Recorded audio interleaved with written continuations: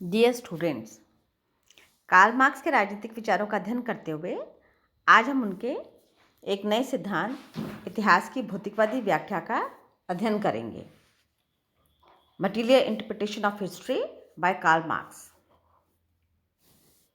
इस सिद्धांत को अलग अलग नामों से जाना जाता है। आर्थिक नियतिवाद का सिद्धांत, इकोनॉमिक डिटर्मिनेशन, हिस्टोरिकल मटीरियलिज्म, ऐतिहासिक भौतिकवाद का सिद्धांत, या फिर इकोनॉमिक इंटरप्रिटेशन ऑफ हिस्ट्री, इतिहास की आर्थिक व्याख्या का सिद्धांत। इतिहास क्या है? जब हम कहते हैं कि इतिहास की व्याख्या की जा रही है, इतिहास के अलग अलग दृष्टिकोणों से व्याख्या की जा रही है, तो इसका आशय क्या है?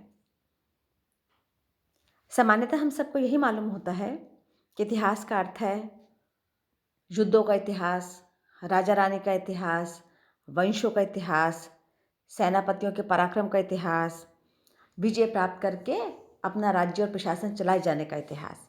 जब इन घटनाओं को विधिवत क्रमबद्ध रूप में अध्ययन किया जाता है तो सामान्यतः हम इसको क्या मानते हैं? ये इतिहास है। लेकिन इतिहास के बारे में अलग अलग विचारकों का अलग अलग मत रहा है। जैसे कार्लाइल का मत है कि इतिहास केवल वंशों से नहीं बनता, बल्कि इतिहास का निर्माण महान योद्धा करते हैं। चाहे वो नेपोलियन का नाम लें, हिटलर का नाम नहीं ले सकते हैं इसमें, जिन्होंने युद्ध जीते, जिनसे साम्राज्य स्थापित किए। जूलियस सीजर का नाम लेते हैं। जब महानायक अपने विजय के द्वारा भौगोलिक पराक्रम दिखाता हुआ अपना बड़ा साम्राज्य सिद्ध करता है, तो कार्लाइल का ये मत है कि व्यक्ति में ये निहित होता है कि वो इतिहास का निर्माण करे, इतिहास बना सकता है।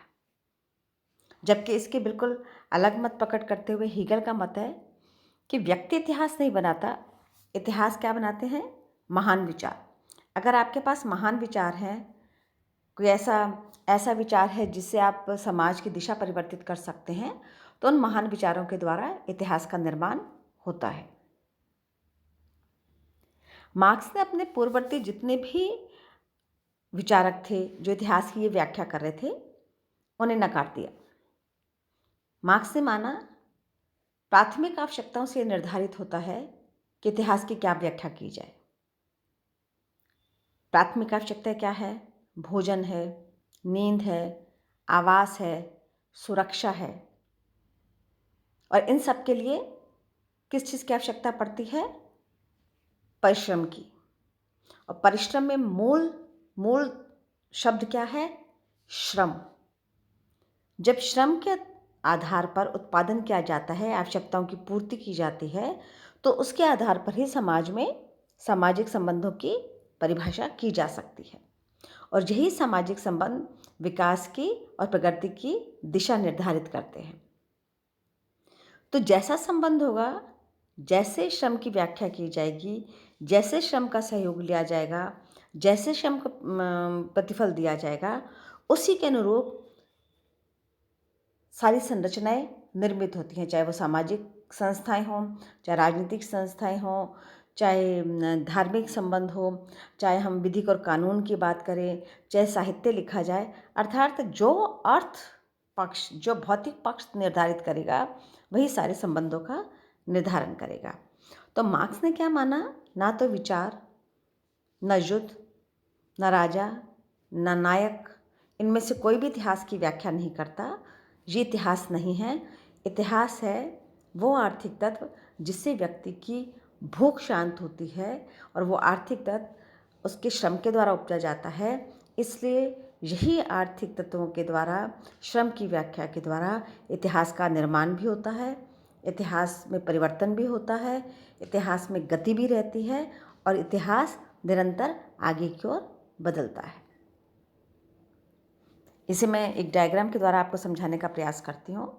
ये देखिए, मैंने एक डायग्राम बनाया है जिसमें मैंने एक तरफ नीचे लिखा है आधार संरचना, अर्थव्यवस्था या इकोनॉमी, या जिसको बोलते हैं बेस स्ट्रक्चर, और साइड में लिखा है शीर्ष संरचना, जिसे मैंने बताई है राजनीति भी है, समाज भी है, साहित्य भी है, कानून भी है, धर्म भी है, मीडिया भी है। ये सब चीज़ें, इनको क्या बोला जाता है?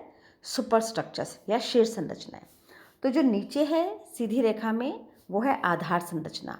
जो ऊपर सारी संरचनाएं आपको छोटी छोटी दिख रही हैं, ये है शीर्ष संरचनाएं, ऊपर की संरचनाएं।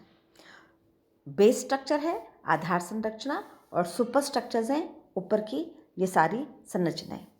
इसका अर्थ क्या हुआ? इसका अर्थ ये हुआ कि जैसे हम मकान बनाते हैं तो मकान में जब हम अच्छा मकान बनाना होता है तो हमें नींव क्या डालनी होती है? गहरी और मजबूत नींव डालनी होती है। तो जैसी नींव होगी वैसा ही मकान होगा, वैसे ही बिल्डिंग होगी। क्या ऐसा संभव है कि हम छोटी सी नींव डाल के एक बहुत बड़ा इमारत उस पर खड़ी कर दें? नहीं।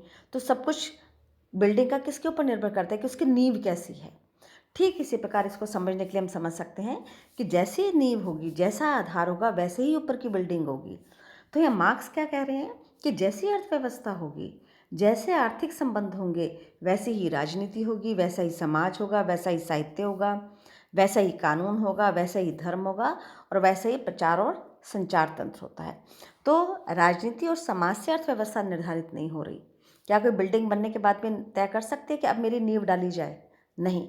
मार्क्स कह रहे हैं कि बेस स्ट्रक्चर तय करता है, ये अर्थव्यवस्था निर्धारित करती है कि किस प्रकार से सामाजिक या राजनीतिक संबंधों की या संस्थाओं की परिभाषा की जाए। दूसरा पक्ष महत्वपूर्ण है उत्पादन के साधन और उत्पादन के संबंध। ये एक निश्चित है मार्क्स में कि अर्थ तत्व और भौतिक तत्व महत्वपूर्ण है, अर्थव्यवस्था महत्वपूर्ण है, अर्थतंत्र महत्वपूर्ण है। तो मार्क्स ने कहा कि जैसे उत्पादन के साधन होते हैं, उत्पादन के साधन क्या होते हैं? भूमि होता है, श्रम होती है, पूंजी होता है, उद्यम होता है, तो जोखिम होता है। तो ये क्या है कि जैसे उत्पादन के साधन होते हैं वैसे ही उत्पादन के संबंध होते हैं। अगर उत्पादन के साधन बदल रहे हैं, मान लीजिए इतिहास के किसी क्रम में भूमि बहुत महत्वपूर्ण साधन रही, तो संबंध भी उसी के अनुरूप रहेंगे। मान लीजिए इतिहास के किसी क्रम में मशीन बहुत इंपॉर्टेंट हो गई, तो उसी के अनुरूप उत्पादन के संबंध रहेंगे। तो उत्पादन के साधन महत्वपूर्ण है, लेकिन इससे भी अधिक महत्वपूर्ण है कि उत्पादन के साधनों पर नियंत्रण किसका है। तो जिनका उत्पादन के साधनों पर नियंत्रण रहता है वही उत्पादन के संबंधों की व्याख्या करते हैं, उसका निर्धारण करते हैं। दूसरा चीज़, जैसा आर्थिक तत्व होगा, जैसी अर्थव्यवस्था होगी, जैसे आर्थिक संबंध होंगे, वही सामाजिक चेतना का निर्धारण करेंगे। समाज ये निश्चित नहीं करेगा कि अर्थ संबंध कैसे हों, बल्कि अर्थ संबंध ये निश्चित करते हैं कि सामाजिक चेतना कैसी हो, सामाजिक संबंध कैसे हों, विचार शक्ति कैसी हो, दूरदृष्टि कैसी हो। ये सब कुछ किससे निर्धारित हो रहा होता है? आर्थिक तत्व से। तो हमें इतिहास की भौतिक व्याख्या करते समय 3 चीज़ें ध्यान रखनी है। नंबर 1, आधार संरचना और शीर्ष संरचनाओं का आपसी संबंध। नंबर 2, उत्पादन के संबंध और उत्पादन के साधन, इनका अंतर संबंध। और तीसरा, आर्थिक तत्व से सामाजिक चेतना के निर्धारण का सिद्धांत और सामाजिक चेतना की और अर्थ तत्व के अंतर संबंध। अब इन 3 आधारों पर मार्क्स ने इतिहास के 5 चरण बताए और 5 चरणों को हम इसी आधार पर समझ सकते हैं। इतिहास के 5 चरण हैं, 1, 2, 3, ये देखिए। आदिम साम्यवादी युग, दास युग, सामंती युग, पूंजीवादी युग और साम्यवादी युग। इन 5 युगों का जो डिस्क्रिप्शन दिया, जो विश्लेषण किया, वो उसी आधार पर किया कि उत्पादन के साधन क्या हैं, उत्पादन के साधन कैसे हैं। इसी आधार पर उस इतिहास विशेष में उत्पादन के संबंध निर्धारित हुए। देखिए, मैंने इसको 3 कॉलम में डिवाइड किया है।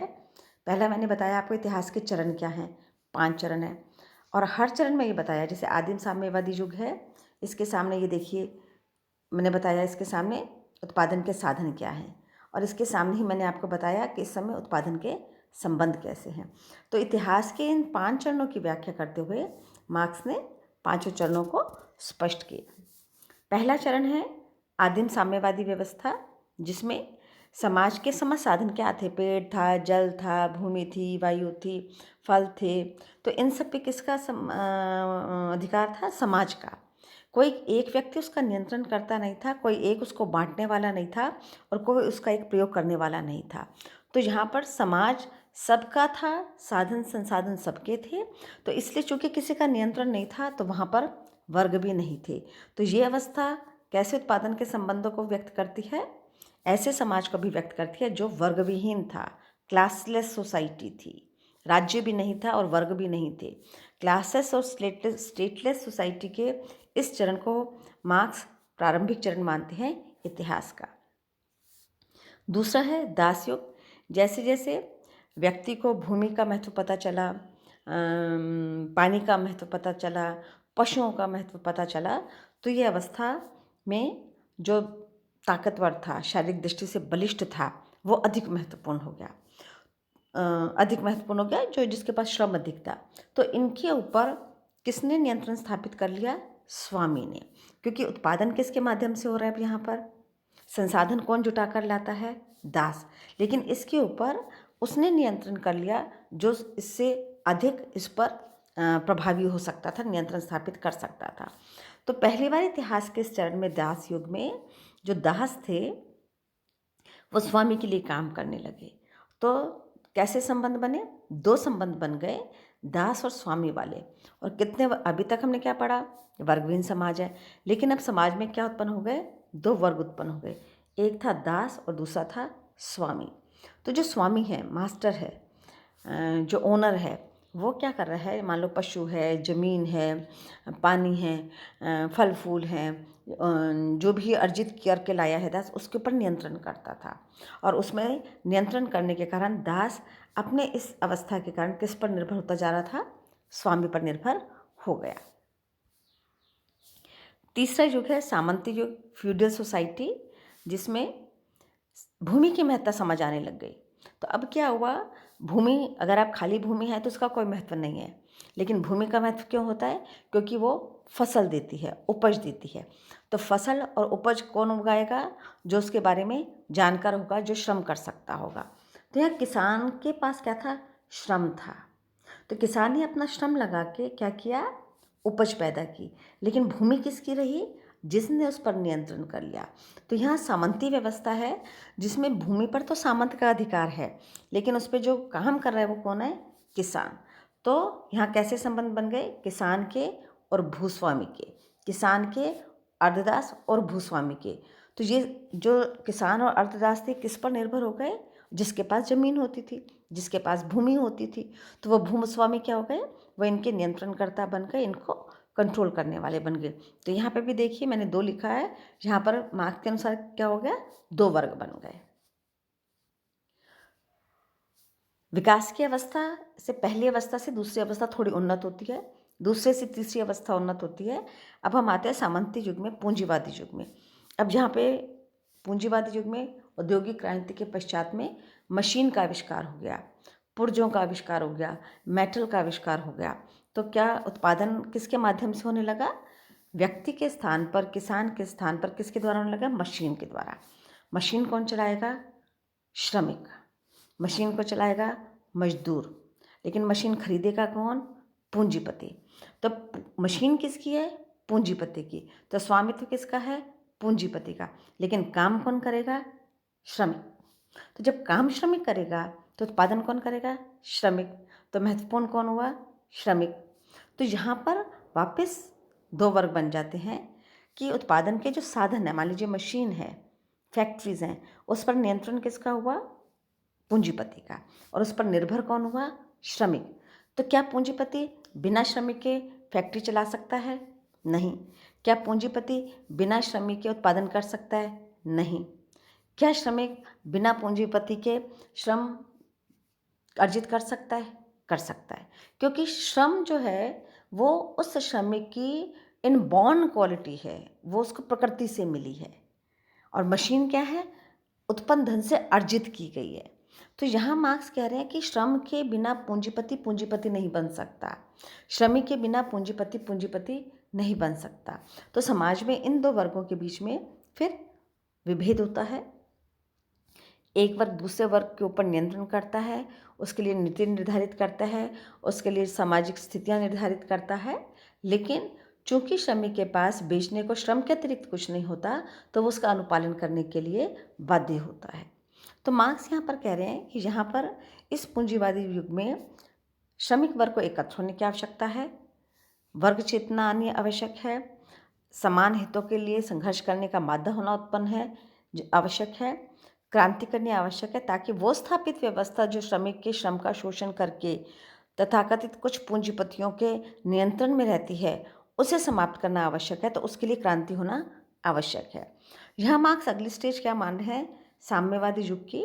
वो मानते हैं कि जब इस वर्ग शोषण से मुक्ति के लिए श्रमिक क्रांति करता है, तो पुनः उत्पादन के जितने भी साधन होते हैं उस पर से किसी एक वर्ग विशेष का नियंत्रण समाप्त हो जाता है और संपूर्ण समाज का स्वामित्व वापस उत्पादन के साधनों पर हो जाता है। जब उत्पादन के साधनों पर समाज का स्वामित्व हो गया तो ये लगभग वही अवस्था हुई जिसे हम पहली अवस्था मानते समाज का सामूहिक स्वामित्व। तो इस समाज में जब सामूहिक स्वामित्व होता है तो इस स्टेज में जो सर्वहारा वर्ग है उसका अधिनायकत्व स्थापित होता है। वो कंट्रोल करता है समाज के समस्त साधनों को सबके लिए समान रूप से महत्वपूर्ण मानते हुए। एक बार पुनः वर्गों की समाप्ति हो जाती है, किसी एक विशिष्ट वर्ग का नियंत्रण उत्पादन के साधनों पर नहीं रहता और एक वर्गहीन राज्यहीन समाज की संरचना होती है, जिसे पांचवी और सर्वोच्च स्थिति माना गया साम्यवादी युग के। मार्क्स के इतिहास की इस भौतिक व्याख्या से दो चीज़ें स्पष्ट होती हैं।